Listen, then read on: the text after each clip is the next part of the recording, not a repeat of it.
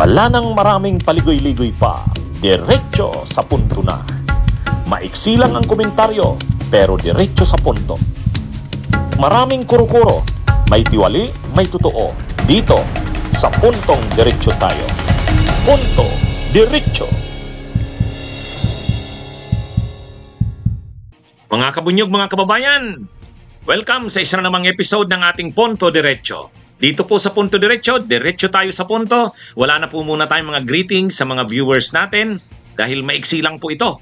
Para po ito sa mga viewers natin na gusto nila, diretso na tayo sa punto.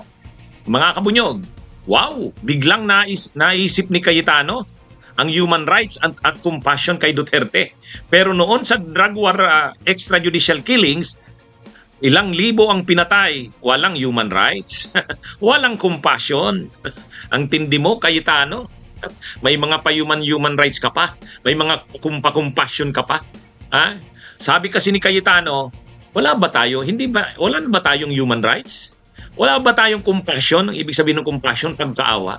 Dapat daw maawa tayo sa dating presidente. Dating presidente naman yan, bigyan naman natin ng dignidad. Sabi ni Cayetano. Yan ay kaugnay sa sinusulong nila na house arrest ni Duterte doon sa The Hague. Suportahan na daw ng gobyerno ng Pilipinas yung interim release at pumayag na ang gobyerno na kahit doon sa premises ng Philippine Embassy sa The Hague, doon na lang dalhin si Duterte. At least daw doon, hindi naman daw nakakaawa ang lagay ng dating presidente. Yun ang sabi ni Cayetano. Sinigundahan naman ito ng tatlong itlog. Si Cayetano, si Bato, si Padilla at saka si Bongo. Yun. Ha? Alam niyo mga kabunyog, mga kababayan, itong mga nagtutulak ngayon ng pag-interim release kay Duterte, ang ini-invoke nila human rights. Pero nung panahon, pag binabanggit ang human rights, binabastos nila ang human rights. Sabi nila, human rights? Walang human rights. Huwag kaawa? Noon wala rin silang pagkaawa. Para sa kanila, ang mga drug users o mga involved sa drugs, yung mga pinaghihinalaan nilang mga involved sa illegal na droga, parang hindi yan mga tao, dapat yan pagpapatayin. Wala nang due process dyan. Ang isipin sa kanila na sila ay mga masasamang tao. Ganun mag-isip sila Cayetano nun. Nang pinag-uusapan sa United Nations Human Rights Council yan, Department of Foreign Affairs Secretary si Cayetano nun, pinagtatanggol niya nun si Duterte. Ang sabi ni Cayetano nun, ang policy ng administrasyon ni Duterte ay matapang pagdating sa illegal na droga kasi dapat daw talagang ganun na ang gawin. So wala silang pagpapahalaga nun. Naaawa sila kay Duterte dahil matanda na raw ito. Dapat daw igalang ang human rights ni Duterte. Pero ang tinatanggap ng mga pulis, 6,000 ang napatay. Yun pala walang human rights. Doon pala hindi dapat maawa. Di ba ganun yung line of reasoning ng mga Duterte, ay ng mga DDS? Hindi sila naawa doon sa mga pinagpapatay sa war on drugs ni Duterte. Wala. 6,000 tinanggap ng mga pulis ang napatay nila. Kaya lang, nanlaban daw yung mga yun, sos. Nanlaban. Grabe, 6,000 ang laban. Dapat, yung 6,000 na yan na napatay, dapat kinasuhan ng mga pulis doon. Matapos silang kasuhan, saka sila magdidepensa na self-defense yun. O kaya, justified yung pagpatay dahil nga nanlaban. Hindi eh. Walang wala nang mga question. Pag sabi nilang nanlaban, tanggap na yun. Kasi criminal naman yan. Kasi addict naman yan. Kasi drug user naman yan. Drug pusher naman yan.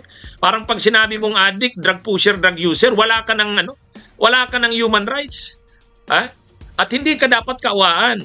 Tapos ngayon kay Duterte, panay ang argumento nila, awa, human rights. Ay, Cayetano, dispalinghado ang argumento nyo. Ngayon, magsasabi kayo, kayo nila Bongo, nila Bato, nila Padilla, magsasabi kayo na maawa naman sa dating presidente. Pero doon sa mga pinagpapatay ng war on drugs noon, nagpapalakpakan kayo. Yung mga namamatay noon sa war on drugs, kahit nadadamay ang mga bata, tulad ni Kian de los Santos, nadadamay ang mga matatanda, nadadamay ang walang kalaban-laban. Tapos kahit pa sabihin mo pang mga drug user yan, Adik yan. May ano pa rin yan. May karapatan pa rin yan sa due process. Hindi nyo binigyan ng due process. Mabuti nga si Duterte, binibigyan ng due process eh. Mabuti nga si Duterte, tinatrato pa ng makatao. Mabuti nga si Duterte, kinulong lang, hindi pinatay. Mabuti nga siya, mayroon pang paglilitis. O, yung mga biktima ng war on drugs, mayroon bang trial? Kaya nga extrajudicial killings eh. Ibig sabihin, pinatay ng ganun-ganun na lang, mga riding in tandem, mga vigilantes, yan. And yet, ngayon, ang i-invoke nyo, ang babanggitin nyo, human rights, compassion, karapatang pantao ni Duterte, pag maawa kay Duterte. Tapos nung panahon na napakaraming napapatay, araw, gabi, ilan ang namamatay noon, ang mga laman ng balit araw-araw, patay dito, patay doon, wala kayong human rights, walang compassion. Tapos yun, ang sasabihin ni Cayetano, sabi ni Cayetano, wala na ba tayong human rights? Wala na ba tayong compassion? Hindi ba natin mabibigyan ng dignidad ang dating presidente? So, pag dating presidente ka pala, may human rights. Pag dating presidente ka pala, may compassion. Pero kung mga ordinaryong mamamayan kayo, mahihirap, walang human rights. Nagpapalakpakan kayo noon. Mabuti na nga lang at may International Criminal Court. At itong mga pamilya ng mga biktima ng war on drugs si Duterte, mayroon pang nalapitan para sa hustisya. Binabastos nyo nga ang ICC noon. Sabi nyo, wala naman yung ICC na yan. O ngayon, nagmamakaawa kayo sa ICC. Noon, binabastos nyo. Noon, hindi nyo kinikilala ang human rights. Ngayon, ini-invoke nyo kay Duterte. Noon, wala kayong awa-awa. Sabi nyo, tama lang yan. Yung mga namamatay na yan sa war on drugs. And yet, ngayon kay Duterte, maaawa kayo. Mabuti pa kami, naaawa kami kay Duterte, pero kahit naman maawa ka, dapat pa rin mapanagot. Kailangan pa rin bigyan ng hustisya ang mga naging biktima niya. Yan yun. Pinagkait nyo yan sa mga naging biktima ninyo. Yan ang totoo. Ito po ang ating punto diretso. Si Attorney Enzo Recto. Bunyog, bunyog, halikan na kasama ka. Bunyog, kapag buklod ay may pag-asa. Luzon, Visayas, Mindanao, isa ang pananaw. Sa bagong Pilipinas ang bunyog isisigaw. Bunyog.